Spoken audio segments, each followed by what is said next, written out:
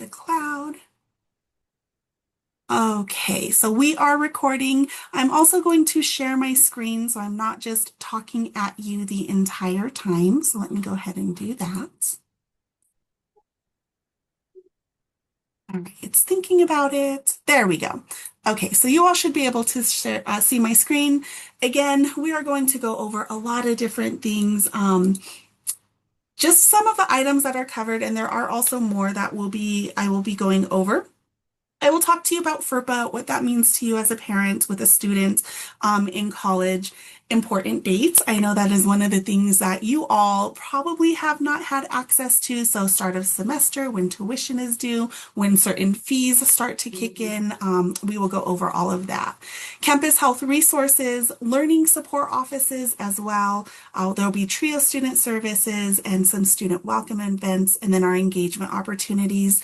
I will say that one of our biggest sources of referrals for students are families. So, as I tell the students, I do not expect you to remember and memorize any of this stuff that I'm telling you, but just for you to hear it and know that something is available is really impactful for your students. So you will be able to, let them know that there's resources on campus for them.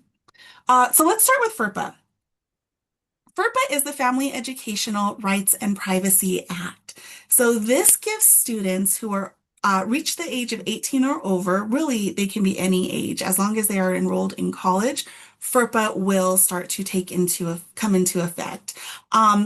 Students are the owners of their educational records. So the big difference is when a student was in middle school or high school as a guardian or parent, you had access to their schedules, their grades, missing assignments, their tuition. You had access to all of that because you were the parent and the caretaker. Once a student is enrolled in college classes, they are the caretaker of their educational records. So you basically will start to need their consent to access any of their academic information.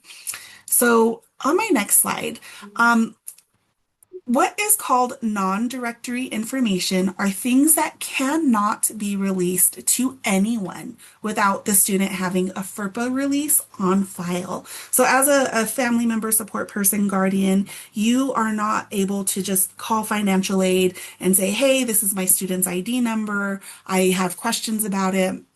You will have to have a FERPA release on file. I will talk to you about how students do that, but they have to give you a passcode. It's a whole process. So you will not be able to see their GPA.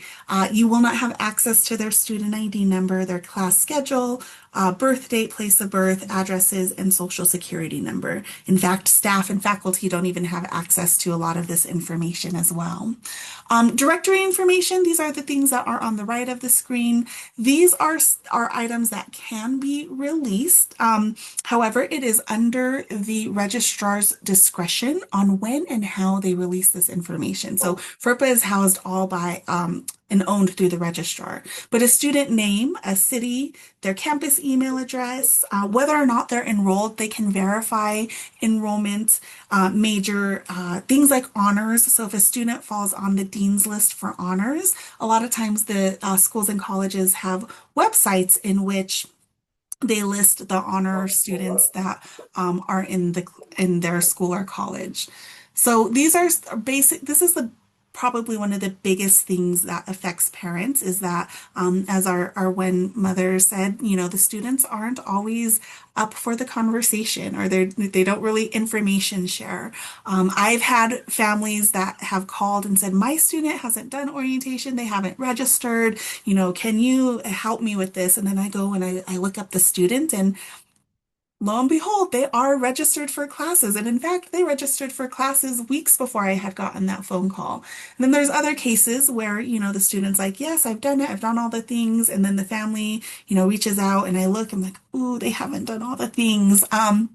So it's, an interesting and different dynamic that it'll take all parties time to also get used to. The first thing I'm going to talk to you all about is going to be, and I'm sorry, in the Zoom chat, I'm going to put the link to the FERPA information and disclosure.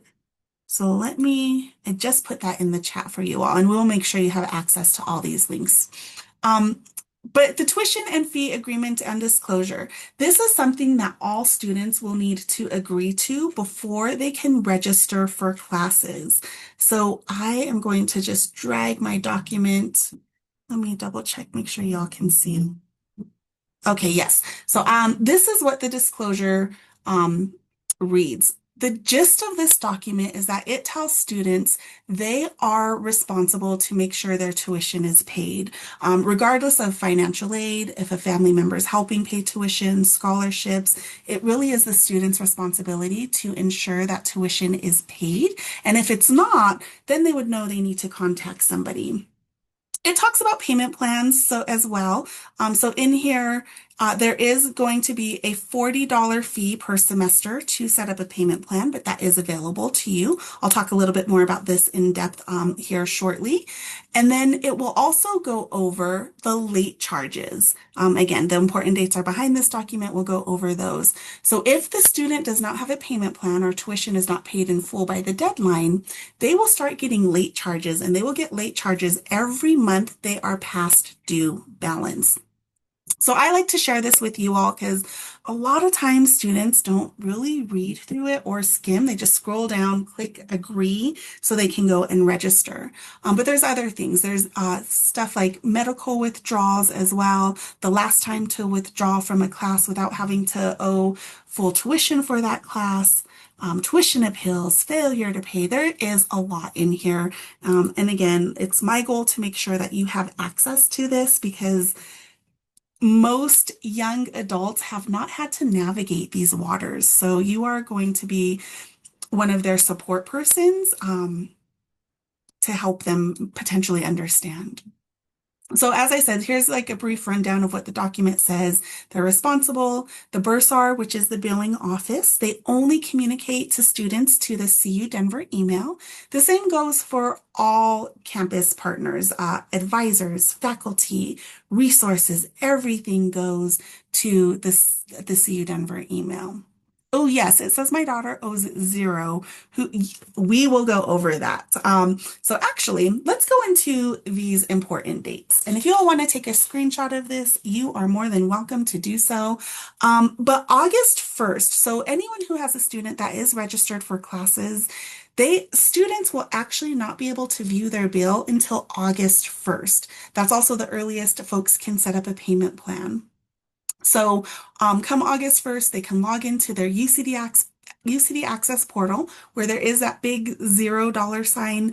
That is where the tuition will populate. And I will go over where students can make that payment. Can you let me know? Admitted student state is different. It's run through the admissions office and it is not the same. Yes, Mimi, I see you have a question. Yeah, so you mentioned, so they have to pay for their tuition, like we have tuition getting paid from a 529 plan, and I'm gonna be the one handling all that. So if he's the only one that has access to that, then is the only way that I can pay it if we sign that FERPA document, or how does that work? That is a great question. So families do not get access to the student's portal, but you can gain access to the billing portal. Oh, So okay. there is what we call an authorized payer Okay. that you can become an authorized payer, and I actually have some slides to go over that. But Okay. you can view the bill. You'll still get the same emails that students get of, tuition being due and things like that. Mhm. And you will get your own login for the billing system. Okay. All right. Thank you. Yeah, of course. Okay, so August 1st, that's when you all will be able to see the students' bill for fall. August 17th is going to be the first day of fall classes. So that's when all the magic will happen for your student becoming an official on-campus student. This one is really important, August 24th. That will be the last day that a student can drop a class without being charged a $100 drop fee. So what will happen is, within the first week and a half, a student can sort of test their schedule, make sure it's a right fit, that, everything is working the way it should for them. If they drop a class, they would want to try to do so before the 24th. Students can still make adjustments to their schedule. But after the 24th, any class they drop, they will be charged a drop fee. September 20, or I'm sorry, September 2nd. This is a really important one. That'll be the last day that a student can drop a class with what we call a tuition adjustment. So they will be charged the drop fee. But what'll happen is if a student drops a class after September 2nd, they will have to pay full tuition for a course they are not getting credit for. So as I tell the student, that hurts the pocketbooks. Please, please try to avoid that. So if they do have to drop a class and it's after the 24th, they should really do so by September 2nd. So that way they do not run into, having to pay for a class that they're not getting credit. And then September 4th, so everyone always wants to know when is tuition due. That magic date is September 4th. That is a Friday. It does need to be paid by 5 p.m., and that's only if there's not a payment plan on file. So if the student has a payment plan, then the payments will come out of that on the 20th of every month, starting in August all the way through November. One question I usually also get is when will financial aid pay towards tuition? And as long as the financial aid application is all in order and there's nothing missing and they've been awarded, financial aid will make payment towards tuition 10 days before the start of the semester. So if the semester starts on August 17th, around August 7th is when financial aid will make payment towards tuition. So you should be able to see before the semester starts what financial aid has covered for the semester and what is still owed. The billing calendar. So we have a couple of different calendars. Let me slide this over. The billing calendar is from the Bursar office, which is the billing office. I'm sorry, y'all. I'm going to move this. Scrolling sometimes too fast makes folks a little dizzy. So, okay. I will put this link in the chat. This is the website to the billing calendar. I like to go to the very bottom. I put this in the chat if you want to follow along, and just click on the link. So if you do fall 2026, that'll pull up the important dates as far as billing goes for fall. So you'll see quick payment instead of coming out on the, on the 20th. Here it goes. So where it says auto deb, auto withdrawal for students, quick pay payment plan. That is the first date that the payment will come out. And so you should see that on the 20th of every month. However, you'll see in September, the payment plan withdrawal will actually come out on the 21st. And that's probably because the 20th was either on a weekend or a holiday. So if the 20th falls on a holiday, it'll always just come out the first, the available Monday. So this is just really great because it'll go over those payment plans. It does review some of those late fees as well. So this census date, this is that September 2nd date that I was telling you about, the last day to drop a full term class with financial adjustment.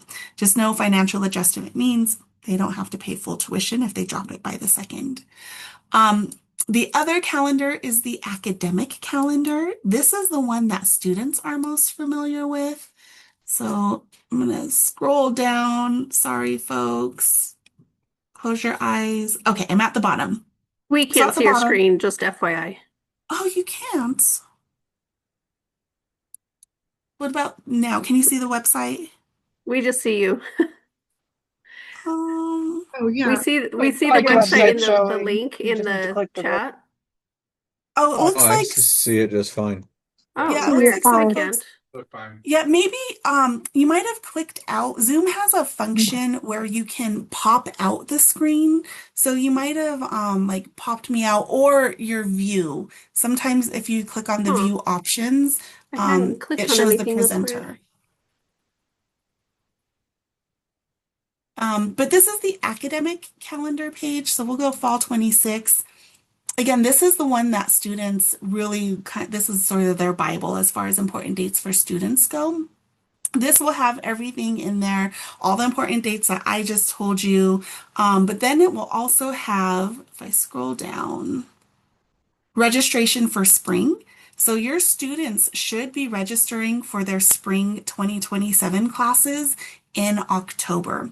Registration opens by number of credits student has or by class standing. So graduate students will register the first few days of October, then it opens to seniors, then juniors. But by October, by mid-October, all students should have access to register for classes. So they will want to meet with an advisor at least in October if they want to talk about spring classes. This will have fall break. So fall break is going to be November 23rd through the 29th. Campus is open, but there are just no classes. It will say November 27th, campus will be closed. It'll tell you when finals week is. That's the week of December 7th. The end of semester is December 12th. And then winter break is going to be December 25th through January 1st.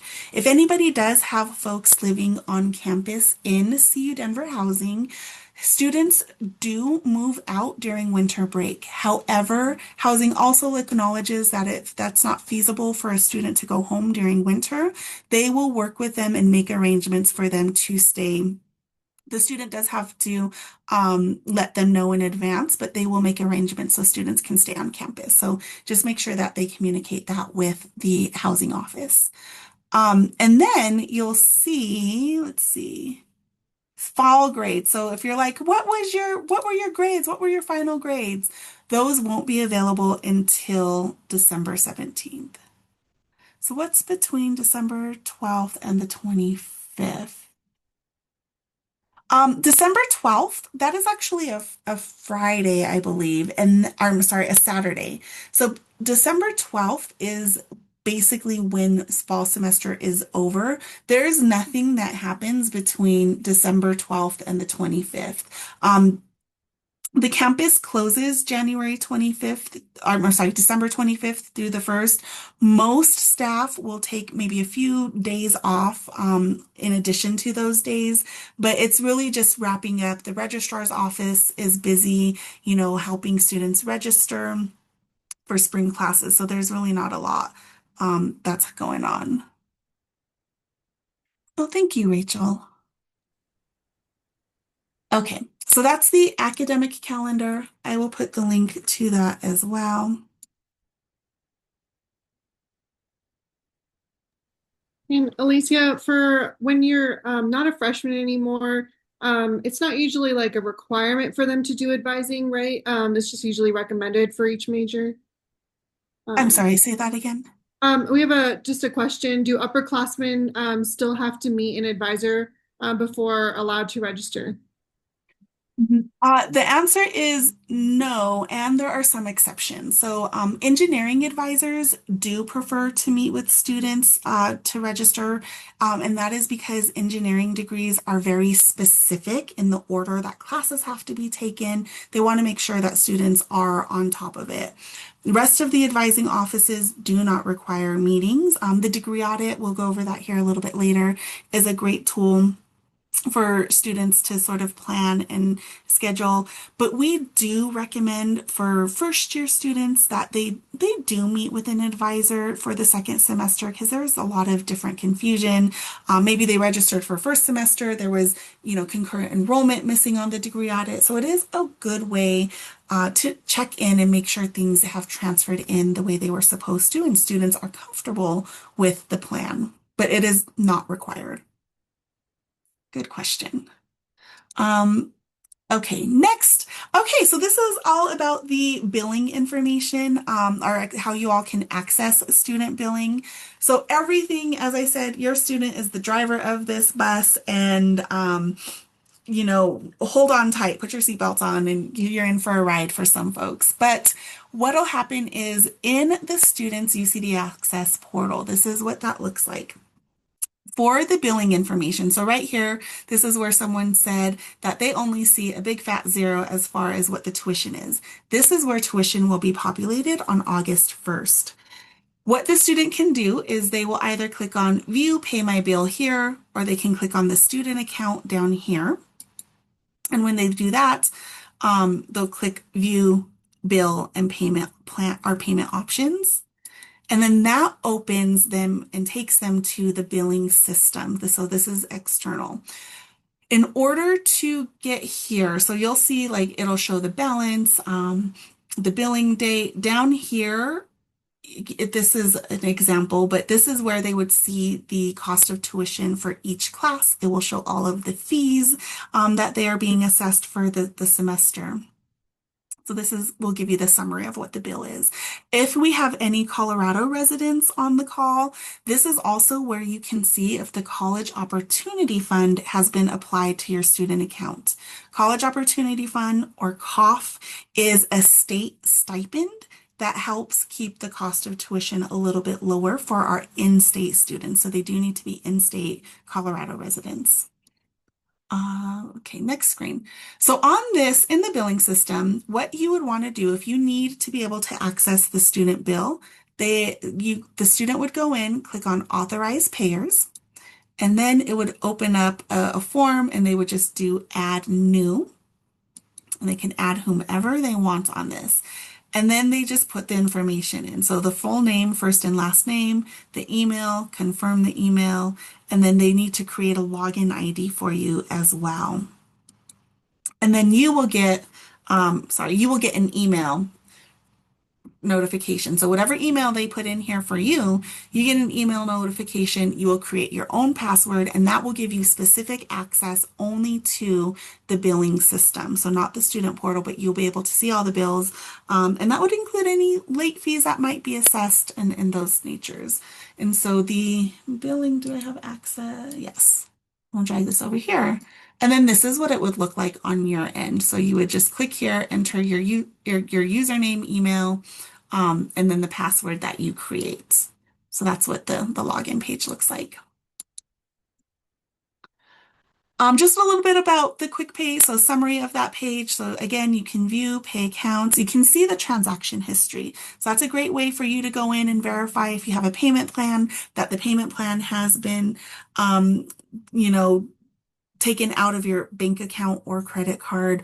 That's where you can view the statement. You can also just see what's happening on the financial side. You can make sure financial aid has made payment towards tuition, any scholarships that you have coming in, you would see payment made there. So that is your place to go and view. All right, I'm going to switch gears on you a little bit, but before I do you have any questions about the billing system or some of those important dates? Alicia, my name is James. Can you hear me? Yes. Hi, James. Yeah, hi. I was curious if there's a little bit of overlap between the two systems, which you just described, the billing system and the students. Like, I was wondering if there's overlap in terms of like what's owed or like the billing, or is just like all the billing just on the billing side, or? It is all the billing is just in that billing portal. So the only overlap in the student UCD access is going to be the amount owed. And that's all that they will see there. That just comes over. Anytime they click on View Pay My Bill or the route that I showed you, clicking on the account icon, it will always push them to the billing system. That's where all of that happens.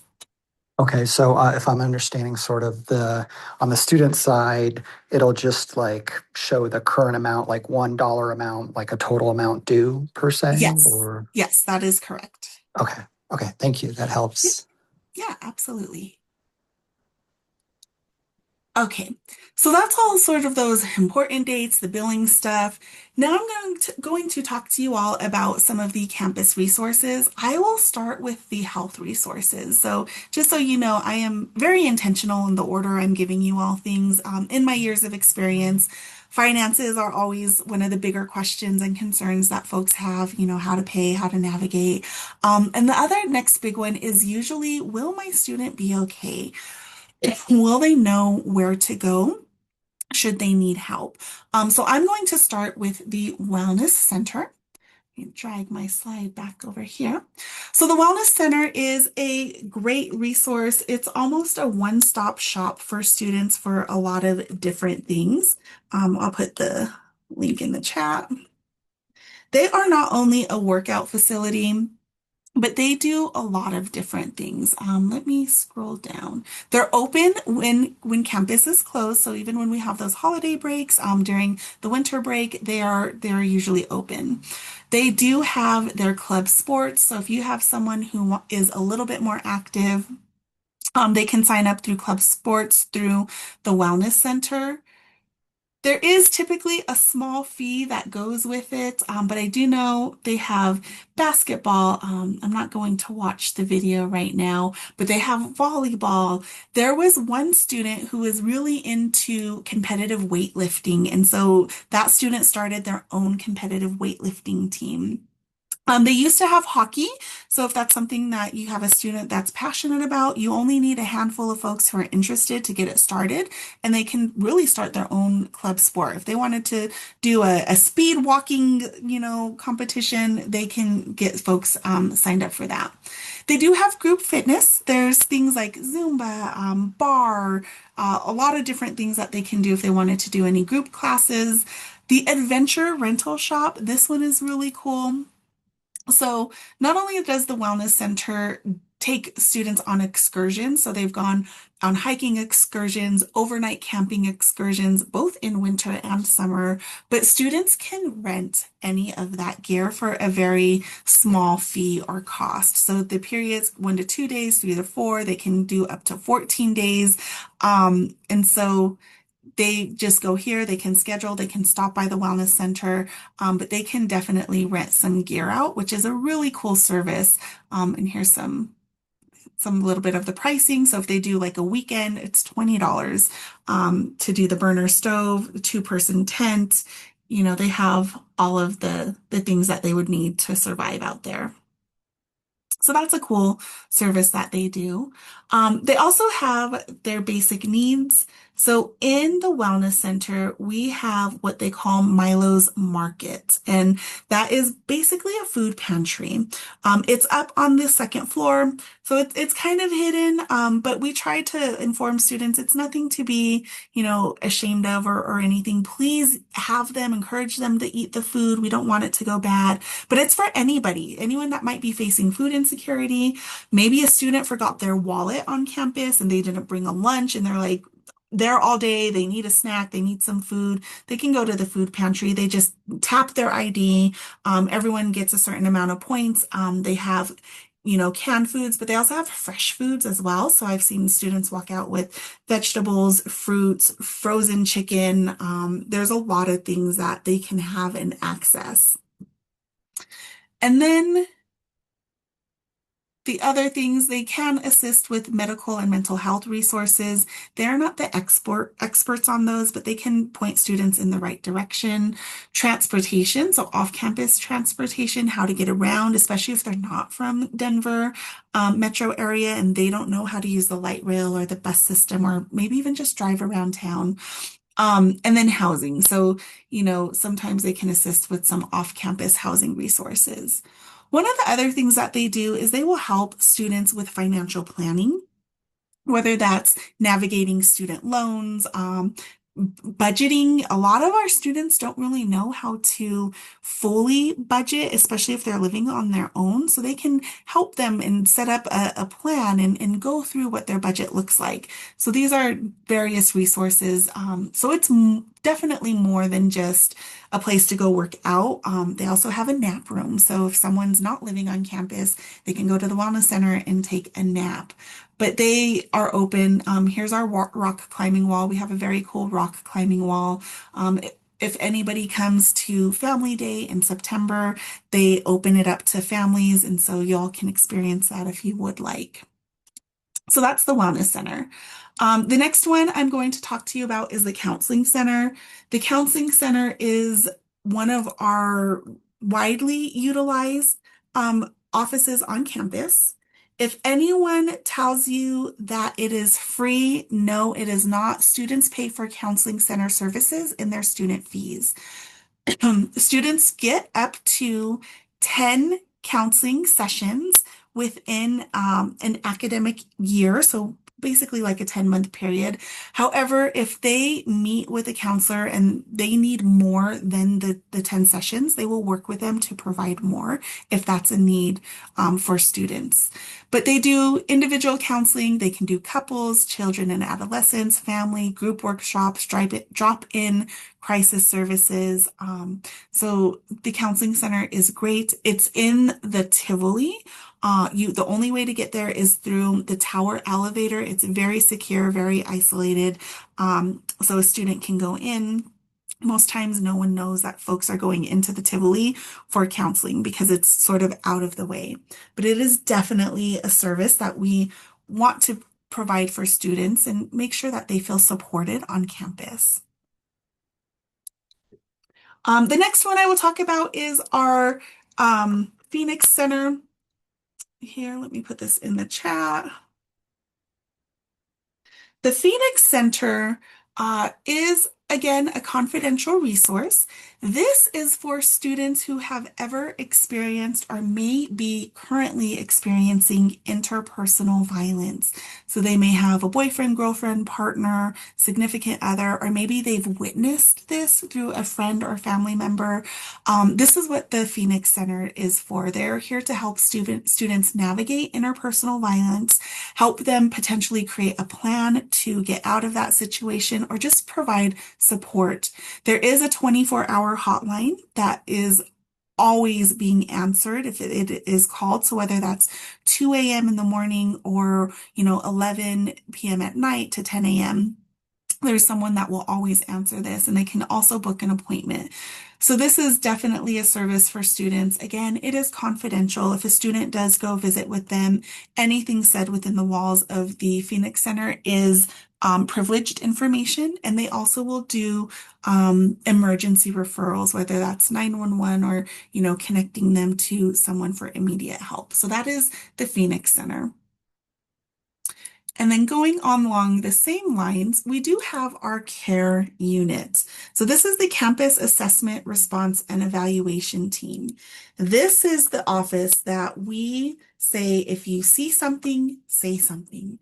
Whether you're a parent, a student, a faculty, or a staff member, we want to know if someone should be checked in on. So signs of distress, erratic behavior, paranoia.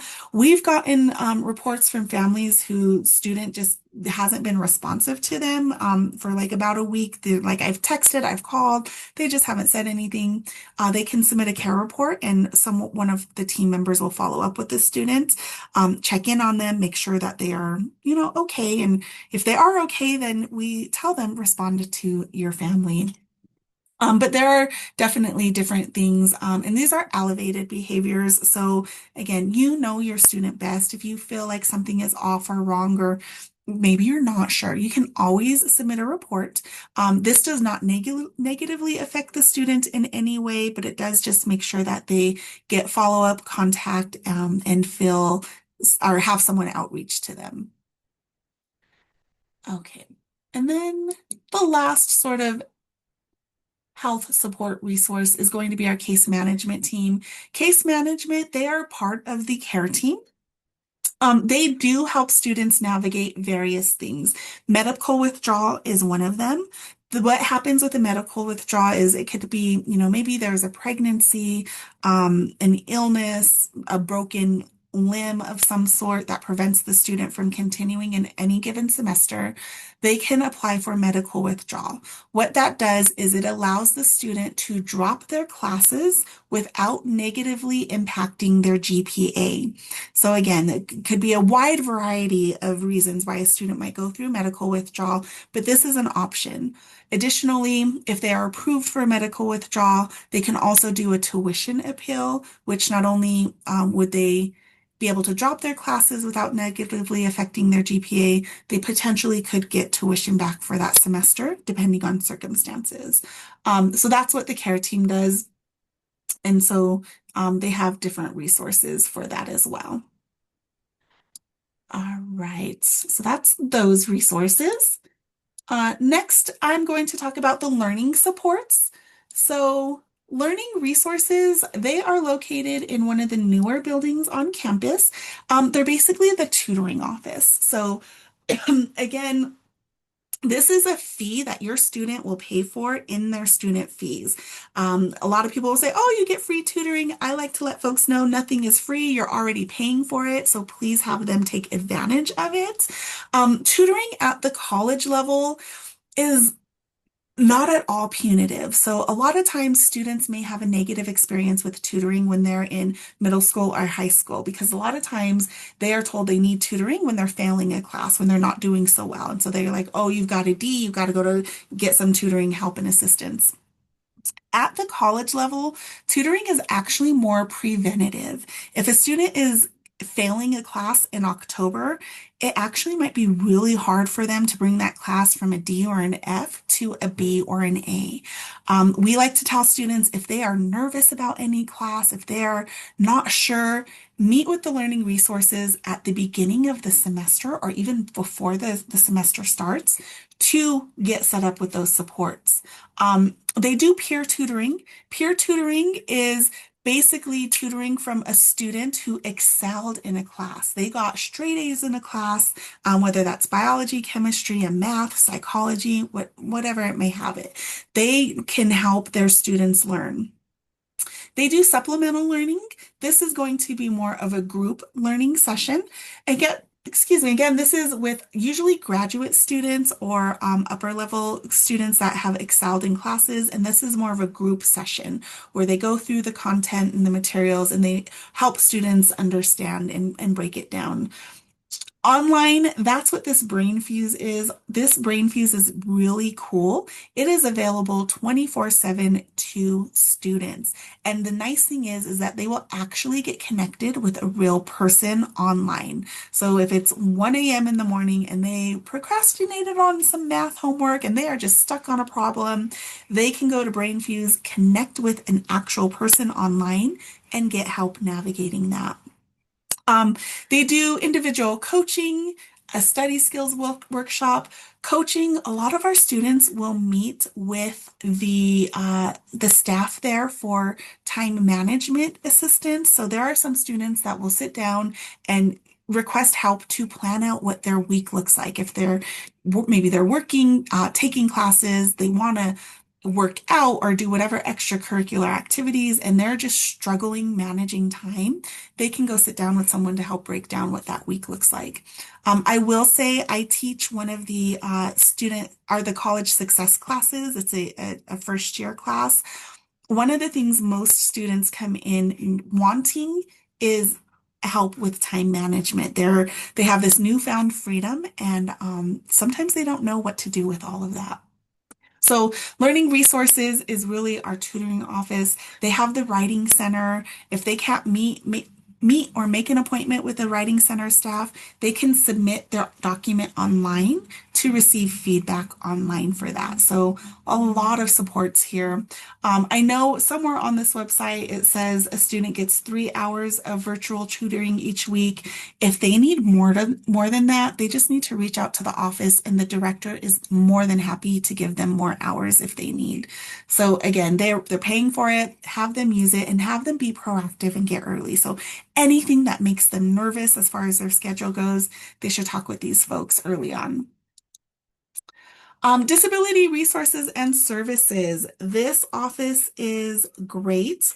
We call it DRS for short. So if I say DRS, I'm talking about the disability resources. And what I like to tell folks is if your student ever had an IEP or a 504 plan when they were in high school or another institution, have them connect with the Disability Resource Office. To get started, they will go to this website I just posted, and they need to sign up with the Accommodate system. So to do that, they would just click on CU Denver Accommodate System, new students, so they want to register for accommodation here. And then they just fill out the form and get started there. Accommodations can look different for students. So it could be like the resource library, but it could be longer test taking time.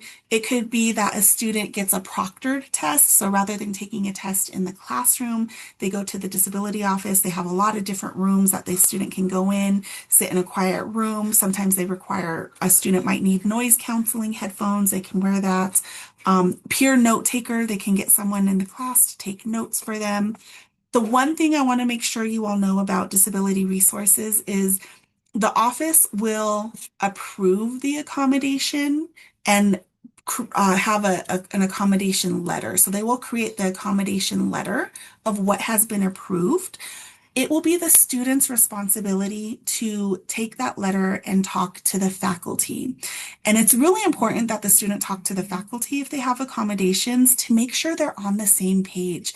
We don't want the student to have assumptions, and we don't want the faculty to have assumptions. A lot of times if they don't talk to the faculty may never know that the accommodation was approved. So it really is important for them so they can stay on the same page. And a lot of times faculty will check in with students a couple weeks in just to make sure that the student is feeling supported. Okay. We're almost nearing the end of resources. TRIO Student Services, this is a resource that is specific to first generation students. First generation is defined as a student who neither parent nor guardian has received a 4-year degree. So if a student has a parent or both parents received a 2-year degree from a community college, that still qualifies them as a first generation student. TRIO, the director has done amazing things over the past few years. They take students to conferences. So over the summer and end of spring, they had students in Washington, D.C. They had students in, I think they went to Texas as well. They really do support students in helping them access things that they might not have thought about previously. They do support students in research as well. So if a student we have a big research symposium that we call Raucous. If a student does that, they will help them and support them. We actually had one of our students do a presentation, and they were able to present at one of the national conferences, which is really cool.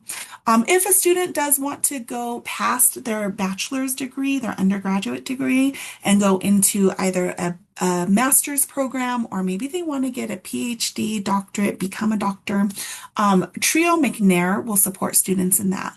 They will a lot of times either help them get the graduate application fee waived or help them pay for that. There are some small stipends for research. So right now, these TRIO students over the summer are doing research projects, and they get paid a stipend for doing that research. So it really is just a great avenue to help our first generation students explore the options of education and research. All right, and the last big resource I am going to talk to you about is Links Central. So if you lose any of the presentation after we send it to you next week, if you lose any of the links, the one thing that you want to remember is Links Central. This has all of the resources and more that I did just go over. So the first tab is going to be more of the academic stuff. If you click on tuition and fees, it takes you to the Bursar website. I like to show families this because this is where you will see, this is the 25-26 tuition table. So that's the current summer tuition, but for, oh, It was on here previously. Looks like they removed it, but this is where you will find the 26, 27. So you can do a little bit of estimating on tuition right now. Do plan for about a 3% increase on the tuition from what these are.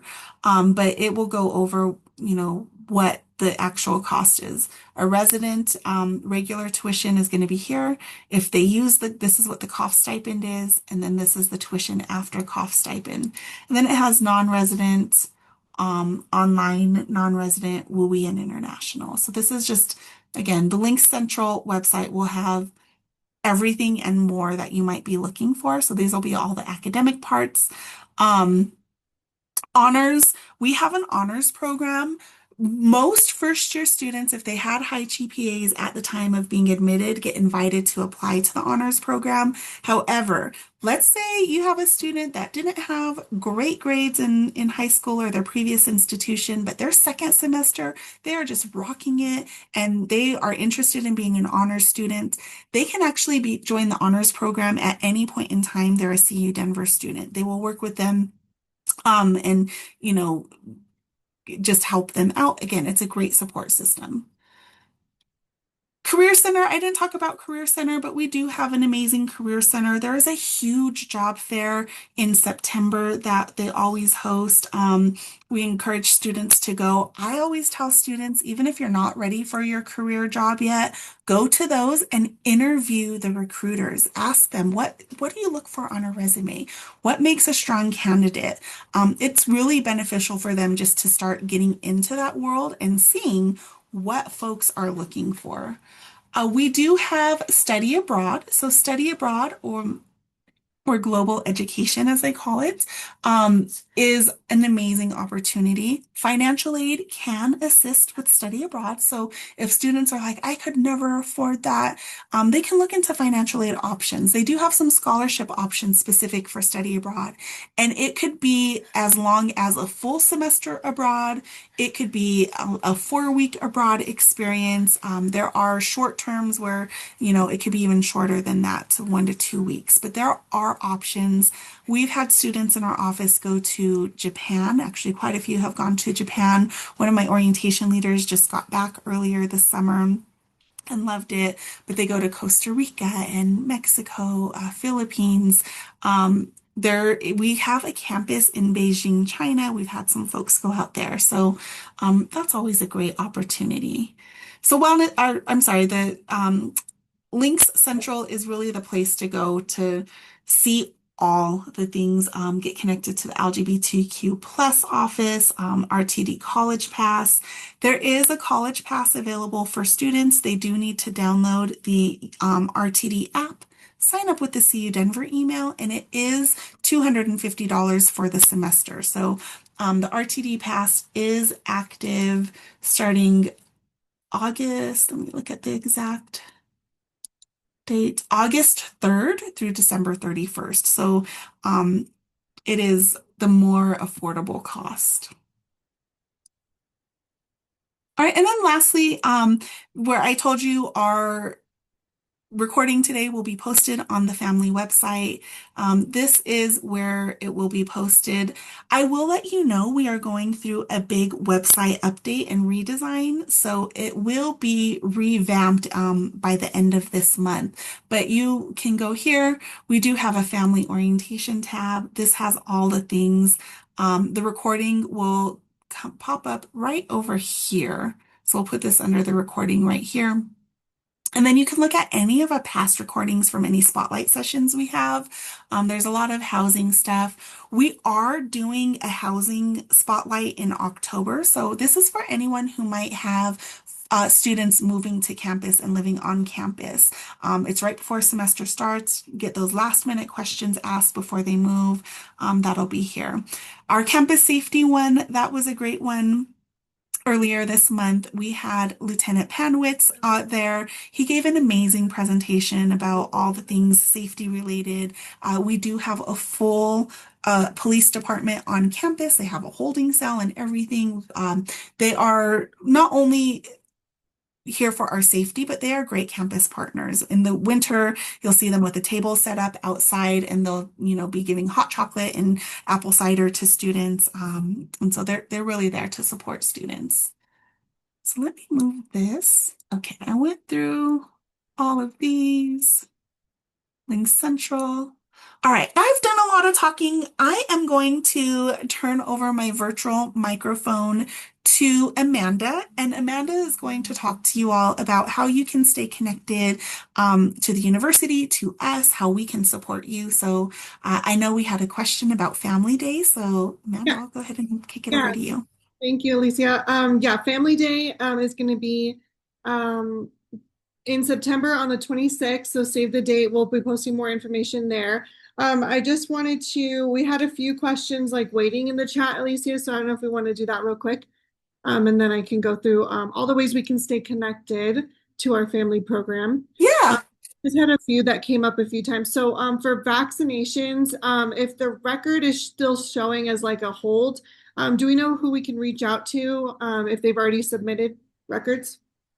Yes, I did hear from our admissions office that there is a little bit of a disconnect between the integration from the record, the immunization office, and the admissions office. So if you're referring to the checklist where it tells them to submit immunizations, if they submitted it, the chances are that it has probably been received. If you want to email us, I'm going to put the family email in there. And I can look in specifically to make sure that I do see the received on that as well. Perfect. And I just noticed I made this save the date, and it is for 2026, not 2027. We'll have one next year too, but yeah, 2026. And then we also had some questions about sending FedEx to housing, like usually mailing things to both locations, City Heights and Links Crossing, is a fairly simple process, right?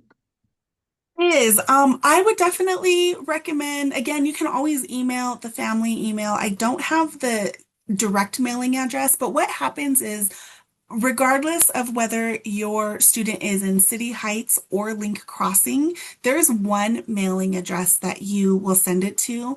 Everything goes to the mailing center, and then from there, housing distributes to the specific dorms that a student is in. Packages do need to be picked up by the front desk. So if they're in City Heights, the package will be delivered to the front desk. They usually notify the students. So we ask the students start checking your emails and those things, and the student can pick up mail from the front desk. What's the address, or where do we get it? Let me see if I can find that real quick once Amanda is going over her presentation. Great. Yeah. And then lastly, we were just having questions about parking spots. Housing should reach out soon, right, to know whether or not we have spots available. Yes, if you've not heard back, definitely, and if you've requested a parking spot, follow up with housing. So there are two parking locations. Housing has their own parking at Links Crossing. So at Links Crossing, if you're living on campus, and again, this is only if students are living on campus, this parking conversation.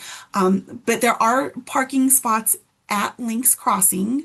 They did contract with Auraria Campus this year to open more overnight or housing spots at some of the parking lots on campus. So there's one of the parking garages, and I'm not sure exactly which one, but another parking garage on campus is going to be available because parking runs out really quickly. So if your student has not confirmed they've received a parking designation from housing, have them reach out. The best email is housing@ucdenver.edu. Also, the housing portal is one place they can go to usually find out all of the information, what room they're in, who their roommate is, and a lot of times that'll show there if they've been approved for parking. Great, thank you. Yeah, and I just saw one more. If there will be off campus, like if they're living off campus, there's a bunch of different parking areas. Parking garages and lots for students. And then you can get passes for those to save a little bit, or there's a daily rate too. So there's plenty of parking for off-campus students as well. But Yes, off campus is a lot of options. yes, exactly. Yeah. Let's see. Should we go a question here? Amanda, I have a question. Yes. Hi. Yes, Sure. hi. So my question, due to my religion beliefs, I don't do shots, period. So my kid decided he doesn't want to get any shots either. So will it be enough just to get doctor's excuse, or do you need like, a church member to write to you that due to our beliefs, we don't believe in shots. So how can we go around it? Because my son said he doesn't want to get shots, period. So how can we go? Yes. Yes, thank you. That is a great question. So we do have an exemption process. So what your son will do, and I'll get the link for that, um, the the form, but what he will have to do is complete some online modules. So he'll just go in, let on the form say that he does want the exemption for immunization, which is fine. And then he will go ahead and complete online modules, just, giving him the information. Basically, what that means is if there's ever another, COVID outbreak on campus or any sort of outbreak, that the student would not be allowed on campus during that for their own protection and safety. But I will, Anissa, I will get that sent to you with the link. Thank you. Great. Yeah. And then Alicia, if you want to move to the next slide, yeah, I can talk a little bit about ways we can stay connected. Just letting everyone know in the chat that the housing move-in days start on the 12th for some special accommodations, and then usually the 13th and that whole weekend. That's when everyone's moving in for this fall semester. But if you guys want to take a screenshot of this or just go ahead and write these down. Our email is right there. This is how you can contact our department, Family Engagement, if you have any other questions about what we talked about today or about Family Day, things like that. But we have a Facebook page that is really active and, just to kind of help parents of freshmen and returning students if they have any questions. It's like just a really good community on there. And Alicia and I are active on there as well to answer questions. We have our actual website, which we're getting an overhaul, so hopefully be even nicer soon. We have a monthly newsletter that kind of tells you all these important dates that we're talking about and kind of campus news. And, if we have a few different new staff and things like that for CU Denver, we just kind of let everyone know in that newsletter. And then we usually have monthly family forums as well. Sometimes we kind of share with new student orientation, like we had that campus safety spotlight. And so we do a lot of those, usually monthly. So that will be posted on the Facebook page as well. That's usually the best way to stay in contact with everyone. And then I think the last slide is just showing, our email one more time. But yeah, and then I think we can just go on to a few more questions and I can continue answering in the chat as well. But Mimi, you had a question. Welcome back. Oh yeah, thank you. So I wrote down that moving in day starts on August 12th, but in the chat it says that it starts the 13th. So we know for sure. That is a yes and. So if your student is living on campus and they are part of the living learning community, so what the living learning community basically has students that are taking a set of classes. They're both taking the same classes. Those students are living in a certain section of housing together. So they're living together and they're taking the same classes together. If your student is part of the living learning community, they will move in on August 12th. If they're not part of that, then the move-in day is August 13th, which that's a majority of the students. Okay. And that's like in the morning, I'm assuming like 8 or 9 a.m. they can start moving in somewhere in there. It is, yes. The big move-in day, so living learning move-in, because it's a smaller population, that's in the morning from about 8 to 12. On August 13th, when they have the big move-in, that is from 9 to 5. And housing does email students asking them to sign up and select a move-in date. Or I'm sorry, a move-in time. So if the morning works better, they can work in the morning. Sometimes folks are flying out in the morning, so they move in the afternoon.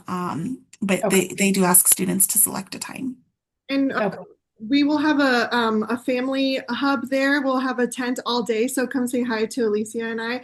We'll have some giveaway stuff, all this stuff that we talked about, like little stickers and stuff, family CU Denver swag. So come see us when you're moving in.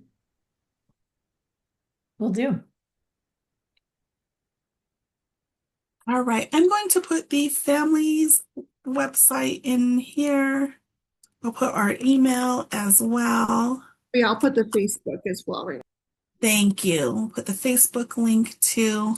I will stop sharing my screen real quick because, as promised, I do want to talk a little bit about the dual enrollment in AP. So I think I may have already covered that. But so anyone that has a student that has gone through dual enrollment, please make sure that they submit their official transcripts from the institution they received credit to the admissions office. If they did submit that and they are not seeing that reflected in the degree audit, have them follow up with the advising office, and the advising office will help them see what happened and make sure that gets reflected. Also, I'm sure a lot of folks have students that have completed AP coursework. With AP credits, the university, do not receive the AP scores until July. And so we received those the first week of July. They were uploaded into the system the second week of July. So by now, students should be able to look in their degree audit and see if their AP credit was applied and accepted by the university. If they're not seeing it, give it until the end of the month.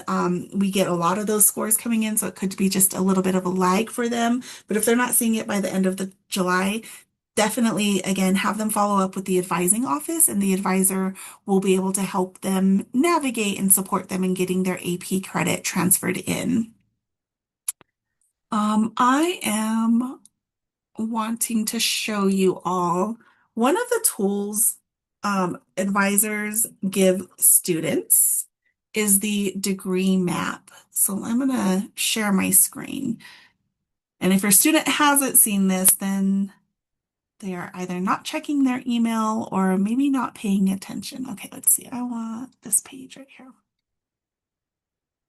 Okay, so we have what is a degree map at CU Denver. Degree maps are specific to major. So depending on what their major is where their school or college is. So we have business school, architecture and planning, arts and media, engineering, design and computing, liberal arts and sciences, education, human development, and school of public affairs. So all of these are schools or colleges within the university. So I'm just going to pick, since I'm going to scroll down. Let's look at architecture just for fun. If I click on the architecture degree map right here, it'll open up a new page. And is everyone able to see that new page? It looks like it. Okay, perfect. So what this degree map does is it will give the program overview. All of this is from the academic catalog. It gives the contact information for the advising office. The cool thing about this is it will give a suggested 4-year graduation plan to students. So this is even before meeting with an advisor, they can see what it would look like to graduate in 4 years. Semester 1, this is the conversation they had with the academic advisor. What will they be taking? I can zoom in on this a little bit. Intro to architecture, Core Comp 1 if they don't have credit coming in for that. First year experiences, the CU Denver Core. So they don't have to take them in this order, but this is the suggestion. And then year 2, they start getting into their design studio, architectural history. You see another core class put in there as well. Design Studio 2. But this is what they can see, or where they could see how they can make a 4-year graduation a possibility. The other thing I really like about the degree map is if you scroll down, it will show you what all of the required classes are for the degree. So in this one, they have to complete 37 or 36 to 37 credits of core curriculum. And they can click here to see what those all students have to do core classes, which is basically general education. But then it gets into the major requirements, right? So they have to take these classes right here, pre-calculus, or they can do algebra and trigonometry, or they can do stretch algebra 1 and 2 and college trigonometry. These are the things where students get confused when self-advising. So here, they can do the pre-calculus. There's 3 options of how they can complete this math requirement. But then it goes into everything that's listed. They have Studio 1, 2, 3, 4, 5, 6. And then it goes down to the bottom. Most of our degrees require 120 credit hours. A credit hour is the weight that we give any specific class. And so that's how you get to the 120. If we wanted to look at another one, we can go to liberal arts and sciences. Let's see, human biology is a big major with us. Same thing, academic advising office. Liberal arts and sciences students get two advisors. One is the academic advisor, and then the major advisor is usually a faculty. So the faculty can help them navigate classes, give them additional support to help get to their career path. But you scroll down, again, it goes over the requirements. Everybody has to complete the CU Denver core. And this looks a little bit different, right? Because it's not architecture. So then it's required. You can do organisms and ecosystems with a lab, or you can do honors organisms and ecosystems. So they can do these here. I will say for folks going into biology, definitely utilize the Learning Resource Center. The library is a great resource as well. They have like body parts. So they're like plastic body parts that students can check out when they're going through their anatomy or whatever classes that they have to do. And then you go down, and once again, it'll have the 4-year suggested graduation plan. So this is available to all students. It's available to you all. I'll put this in the chat as well. Let me scroll back up. Sorry. Close your eyes.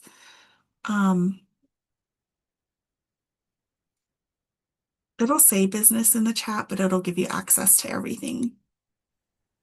Oops, where's my chat? And then we just have a few questions about those AP scores too. Yeah. So where do we see those scores? Is it in the portal or the audit? It's in the portal. It is in the portal. So a student needs to log in.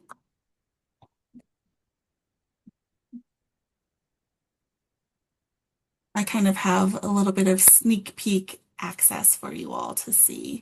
The portal is the go-to for all of students. So if they have any to-dos, they can go to their to-do item. This is that student account part where, oh, it looks a little bit different, but view pay bill option. But here, I don't have the quick links. Let me open up the audit because I did promise you I would give you a sneak peek at what that looks like. I'm going to stop sharing real quick as I get logged into there. And then we can go through.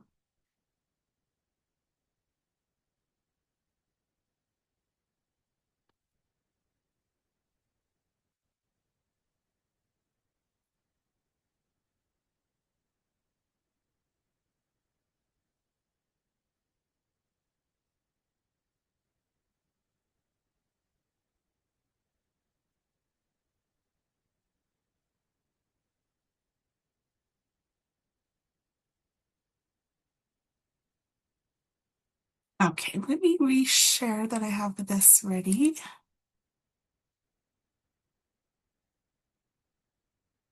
So that's the one part that I don't have the sneak peek access, but in the main page of the portal, oops, I don't know why it's still doing that. At the bottom, there's some blue links and there's degree audit there. And so when a student gets into their audit, this is what it will look like. So this is what is this major? An engineering, this is a civil engineering degree plan, or I guess degree audit. For civil engineering, it actually is going to require 125 credits to complete. So the credit count will help the students navigate. So this student has earned 100 credits towards the 125. So they only need 25 more hours to complete.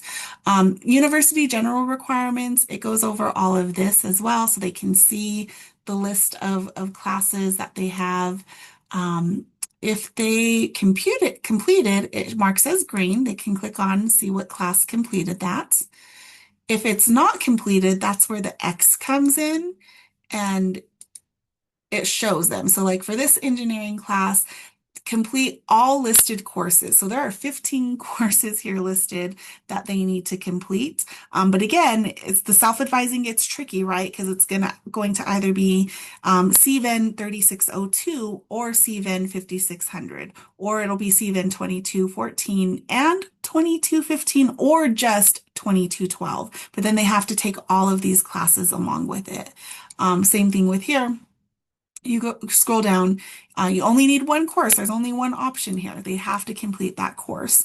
So this is, again, a great tool in addition to the advisor, but I do caution students on only self-advising and going through this because it is really easy to get confused and not know like all the ins and outs. It can be a little bit tricky. So yes, so this is the degree audit. This is, again, the tool that they can look at. It's always great to, for you to ask them, have you looked at your degree audit? Again, the more you know, the more you can help them navigate all the things. I will also say, sometimes students, I mean, I have kids, my oldest is going into high school and she, sometimes is not at the same place I am when having conversations. And I see that with our college students as well. Sometimes they might just be really into their downtime, or they might be, I don't know, maybe they're scrolling TikTok or whatever, and they're just, enjoying that time.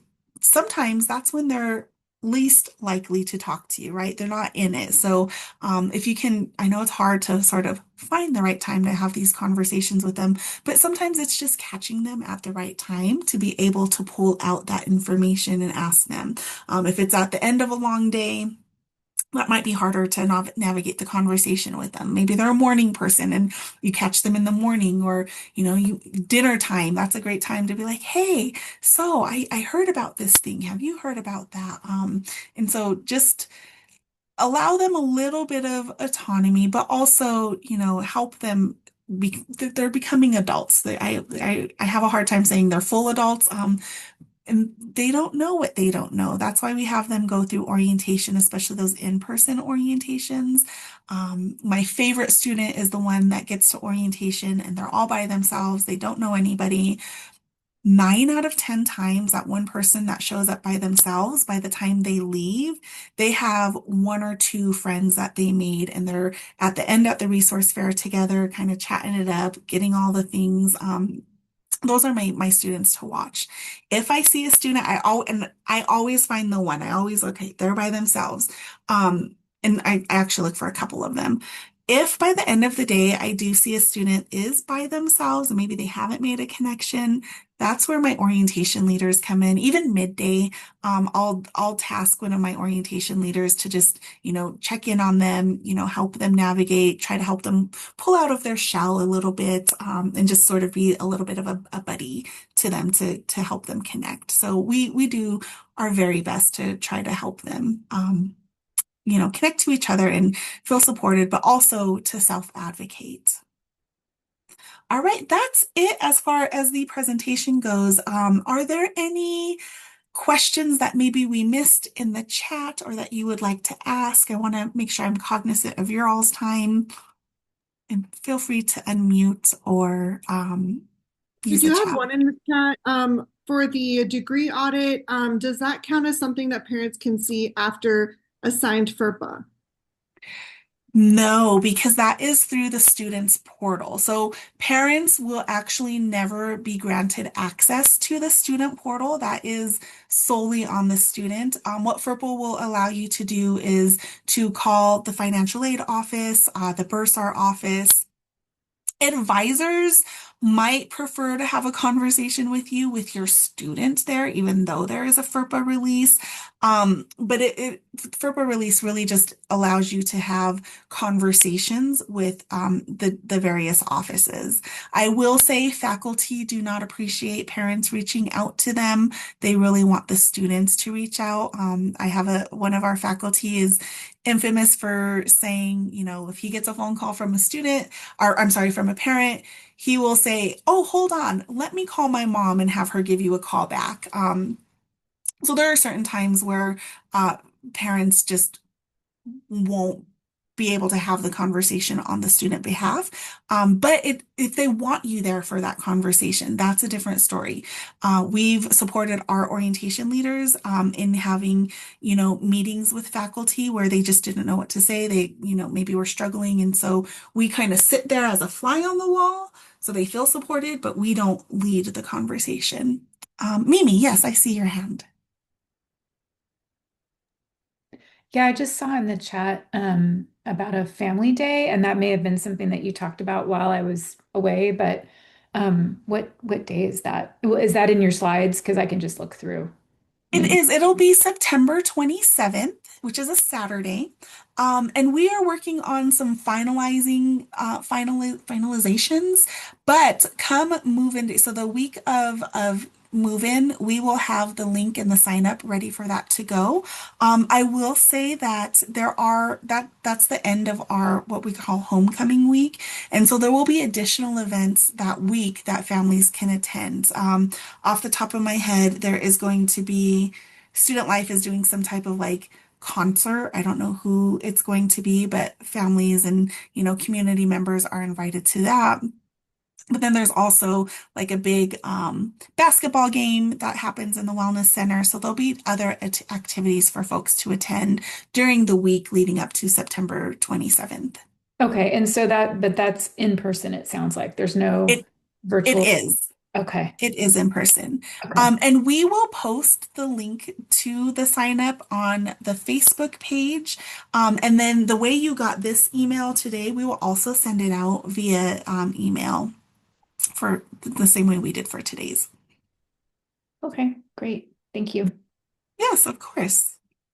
No, thank you all, everybody, for joining. It was so nice to have such a robust group, and I appreciate the questions. I honestly love answering and talking and engaging with you all. It makes my job a lot easier. And I appreciate you all being here, supporting your students, supporting the university. And please do, if you are on campus, for a move-in date, we will have a tent right there. Don't hesitate to stop by. I love it when people are like, "Oh yeah, I saw you here or there," and we'll have some, snacks and goodies to give away as you're moving your student in. Awesome. Well, thank you. We'll hang on for a couple more minutes just in case folks did not get a question asked. If you want to hang out a couple more minutes, we will be here. If not, enjoy the rest of your evening. I really look forward to seeing your students either in-person orientation or on campus. Maybe some of them, if they're business students, they might be taking my college success class in the fall.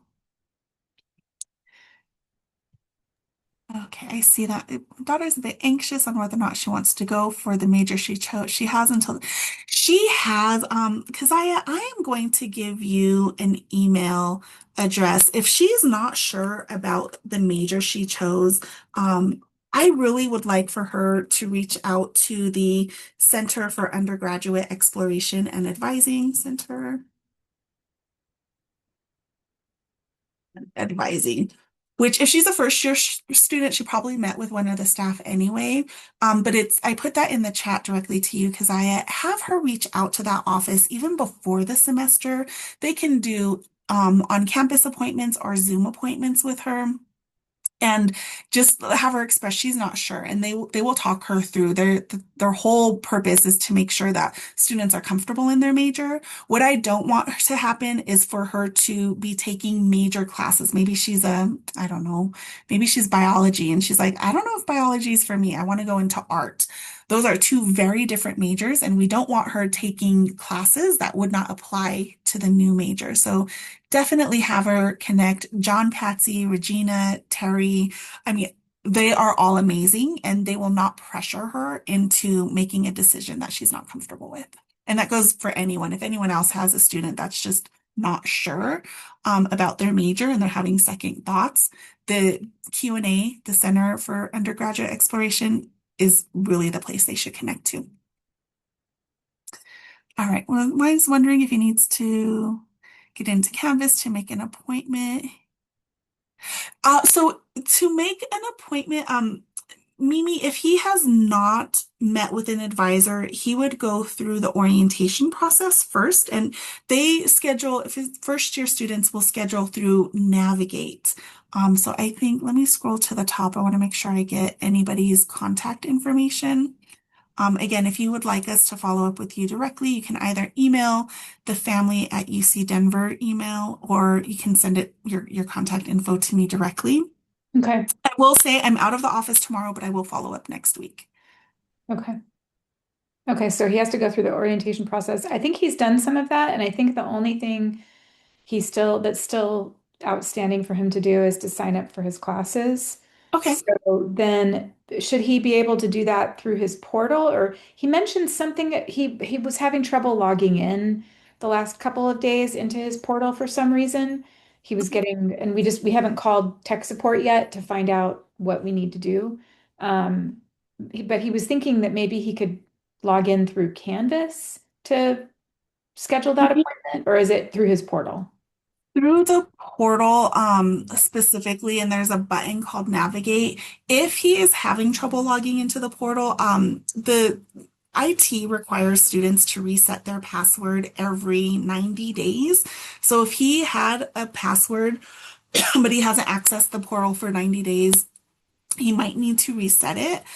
He might need to claim his account. So if he's never been able to get into his student portal, he might need to claim his account. So I'm happy to set something up with both of you next week. We can go on Zoom, or can come in campus, so we can help get those appointments set up, because he should be able to access those things. But Okay. registration happens in UCD Access. Canvas is the online learning system. So if he ever takes an online class, or the faculty like to post the syllabi and their grades for the semester in there. That's more of a learning tool for students. Okay. All right.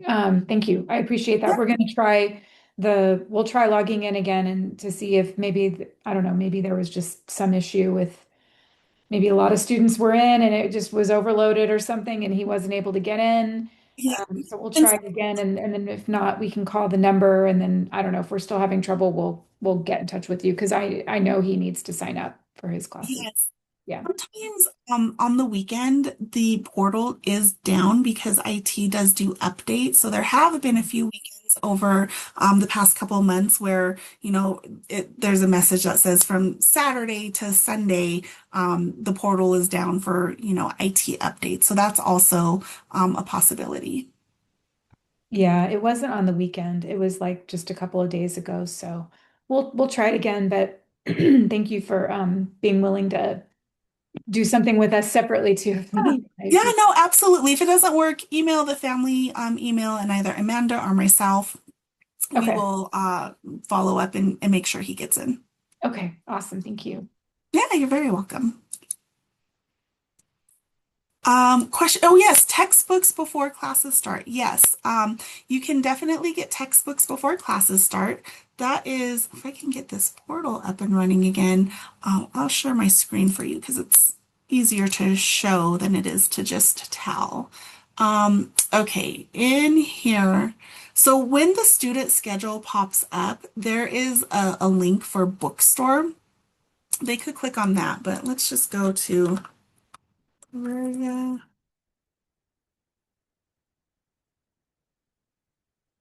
So Tivoli Station Bookstore. So here is online, and we would do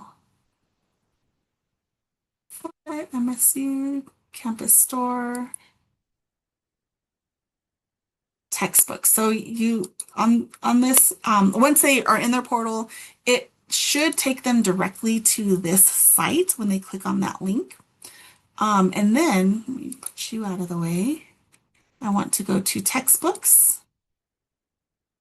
And then they would select the term. So right now, fall isn't built in yet, but they select the term, and then maybe they're taking an English class. So then they would select the ENGL, and most have to take 1020, and then they would select the section they're in.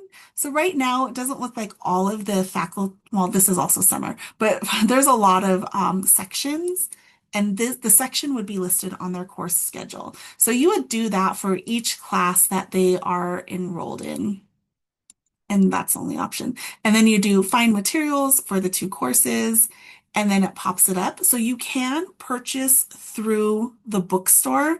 What I really love about the bookstore is it does give the ISBN number. So if you want to do some price comparison, you can. They do rent books. You can buy books. If you purchase early enough, they have used books as well, which are a little bit cheaper of a cost.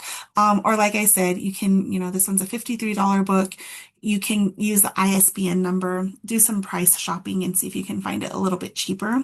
I will say there are some websites that the books are like $3.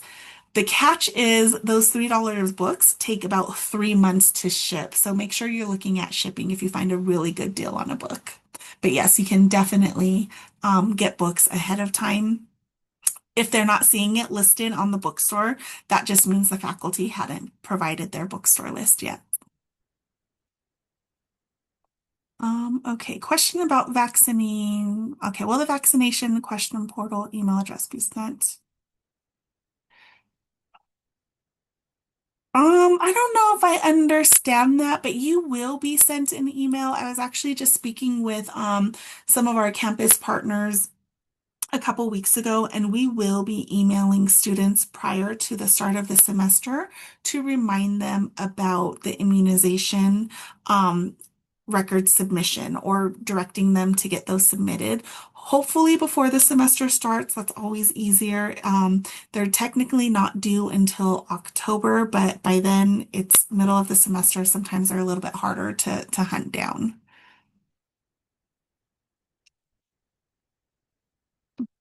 Well, I think that was one of the last lingering questions that I saw. So Awesome. Well, thank you all so much.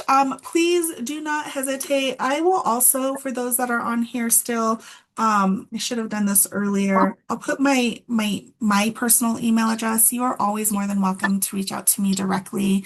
It's alicia.roybal@ucdenver.edu. I'm more than happy to chat with you. But yeah, please don't hesitate. Don't be a stranger. We are here to help you all as much as we are here to help the students. How do I pay if he's only has access? Yeah, so Mimi, email me. Let's you and I set something up, because we call it the authorized payer. And so you can get your own access to view the billing system and make payments in there and keep track of it. And I can, show you what that looks like on the parent site. But yes, you don't have access to the portal, but you can get access to the billing system. Okay, and that includes the textbooks? Yes, and yeah, and the textbook website, that's open to the public, so anyone can access that. Okay, awesome. Thank you so much. Yeah, you're welcome. You all have a great rest of your evening, and please be in touch. We'll talk to y'all later. thank you, everyone. Bye, everybody.